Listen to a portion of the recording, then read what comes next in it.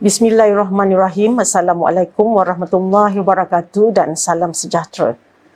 Bersama-sama saya pada hari ini adalah Yang Berhormat Timbalan Menteri Pengajian Tinggi, Ketua Setiausaha Kementerian Pengajian Tinggi, Ketua Pengarah Pendidikan Tinggi dan Ketua Pengarah Jabatan Pendidikan Politeknik dan College Community. Saudara dan saudari yang saya kasihi sekalian, sepanjang tempoh pandemik, aspek keselamatan dalam pengoperasian IPT amat dititik beratkan dengan berpandukan nasihat dan arahan Majlis Keselamatan Negara juga Kementerian Kesihatan Malaysia. Dalam hal ini, sebahagian besar daripada keseluruhan 1.2 juta orang pelajar di IPT di seluruh negara telah menjalani aktiviti pengajaran dan pembelajaran secara dalam talian melebihi 3 semester berturut-turut. Ini memberikan cabaran yang besar kepada warga IPT terutamanya dari sudut psikologi dan ketahanan mental dalam menjalani proses pendidikan dalam Malaysia.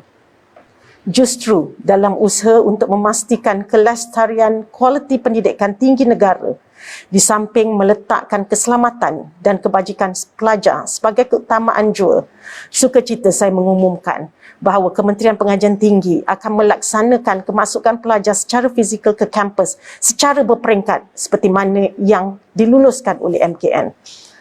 Proses ini akan dijalankan secara berperingkat bermula 15 Oktober 2021. Kemasukan pelajar yang lengkap divaksin ke IPT ini melibatkan semua kategori pelajar dan semua fasa PPN di mana keutamaan diberikan kepada pelajar berkeperluan. Keputusan ini dibuat setelah mengambil kira input sesi libat urus bersama-sama MKN dan KKM, pengurusan IPT yang merangkumi Naib-Naib Chancellor, Timbalan-Timbalan Naib Chancellor dan wakil-wakil Persatuan IPTS serta Majlis Perwakilan Pelajar dan Wakil Kesatuan dan Persatuan Pelajar.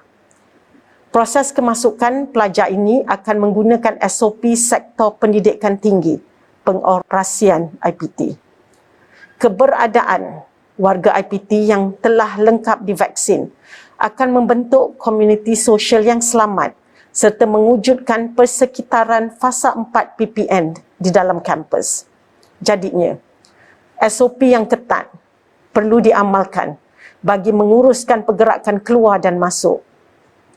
Saya ingin maklumkan di sini bahawa hanya pelajar, staf akademik dan staf bukan akademik yang telah mendapat suntikan dos vaksin lengkap dan melepasi tempoh keberkesanan selepas divaksin saja yang dibenarkan masuk ke kampus.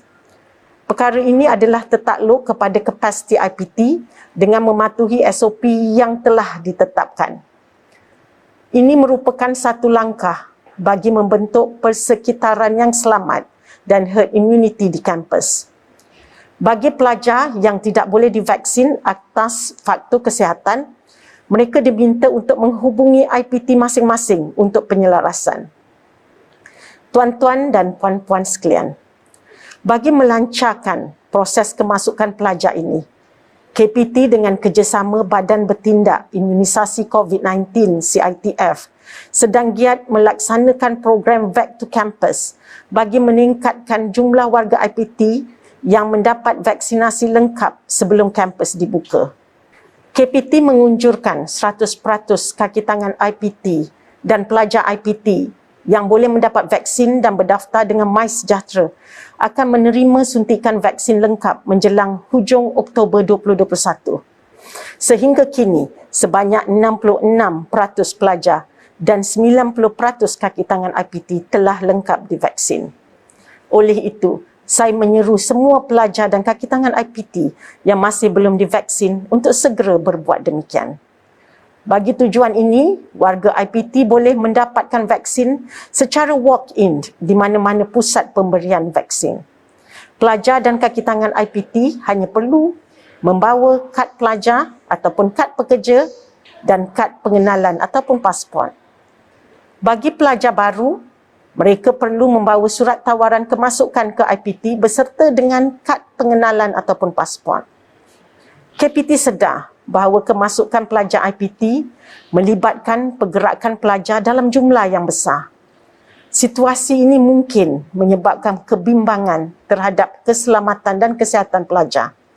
Oleh itu, KPT menetapkan proses kemasukan pelajar ke IPT dilaksanakan secara berperingkat bermula 15 Oktober 2021 mengikut kalender akademik IPT masing-masing.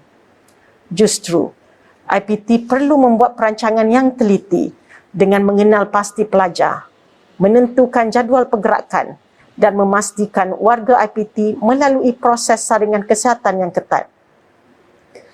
Pergerakan pelajar kembali ke kampus adalah berdasarkan kepada dua perkara berikut. Pertama, bagi IPT di Semenanjung, hanya surat kebenaran kembali ke kampus daripada IPT diperlukan. Sementara, kedua, bagi IPT di Sarawak, Sabah dan Labuan adalah tertakluk kepada SOP yang dikuatkuasakan oleh kerajaan negeri masing-masing. Pelajar perlu mendapatkan surat kebenaran rentas daerah ataupun rentas negeri daripada Polis Diraja Malaysia dengan menjalani ujian swab RTK-PCR. Cakna terhadap kos yang perlu ditanggung oleh pelajar, ujian ini akan diberikan secara percuma di klinik-klinik kesihatan kerajaan. Pengukuhan SOP di kampus amat ditekankan bagi mengawal penularan jangkitan COVID-19. Justru, KPT menetapkan supaya IPT menyediakan pusat pengasingan di IPT masing-masing bagi menguruskan kes-kes bergejala atau jangkitan. Pihak IPT juga digalakkan untuk memberi kit ujian kendiri COVID-19 kepada para pelajar yang kembali ke kampus. Warga IPT sekalian, untuk kemasukan pelajar antarabangsa, sukacita juga saya umumkan kebenaran masuk ke Malaysia bagi 3 kategori berikut. Pertama, pelajar warga negara United Kingdom yang sebelum ini kemasukannya disekat. Kedua, pelajar antarabangsa yang mengikuti program-program mobility dan edutourism. Dan yang ketiga, tanggungan yang sah bagi pelajar antarabangsa yang berhasrat membawa keluarga bersama ke negara ini.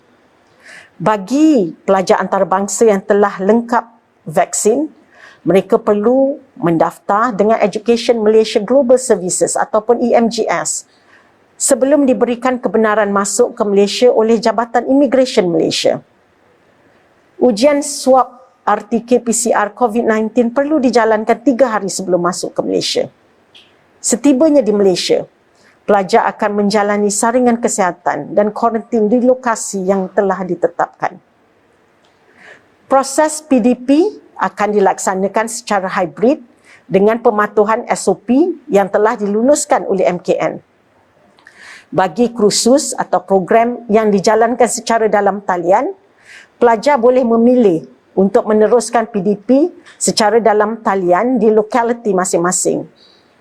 Aktiviti-aktiviti melibatkan makmal, bengkel, studio dan penyelidikan boleh dijalankan secara berkumpulan berpandukan SOP yang telah ditetapkan.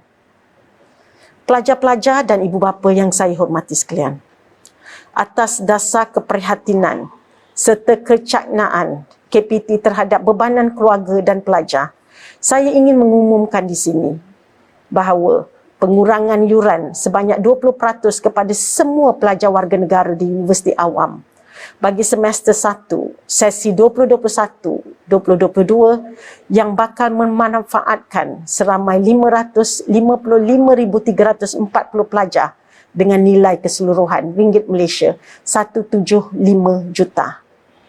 Di bawah inisiatif KPT Prihatin dan selaras dengan prinsip keluarga Malaysia, program-program berkaitan kesihatan mental dan perkhidmatan kaunseling seperti tele-kaunseling dan pengurusan kesihatan mental diri turut disediakan. Tuan-tuan dan puan-puan yang saya hormati sekalian, saya amat mengharapkan komitmen IPT dalam memastikan kelancaran proses kemasukan pelajar ke kampus. Semua IPT mesti memantapkan pelan komunikasi masing-masing supaya informasi dan tata cara kemasukan pelajar ini dapat disampaikan dengan jelas kepada semua pihak. Bagi mendapatkan maklumat terkini, pelajar boleh menghubungi bilik gerakan COVID-19 KPT yang beroperasi 24 jam setiap hari atau melayari laman web KPT. Pelajar-pelajar yang mempunyai masalah untuk kembali ke kampus, termasuklah berkaitan pengangkutan, bolehlah menghubungi pegawai penyelaras IPT masing-masing. Akhirnya, saya mengucapkan ribuan terima kasih kepada semua pihak yang terlibat dalam menjayakan perancangan dan pelaksanaan kemasukan pelajar kembali ke kampus secara berperingkat ini. Sekian, terima kasih.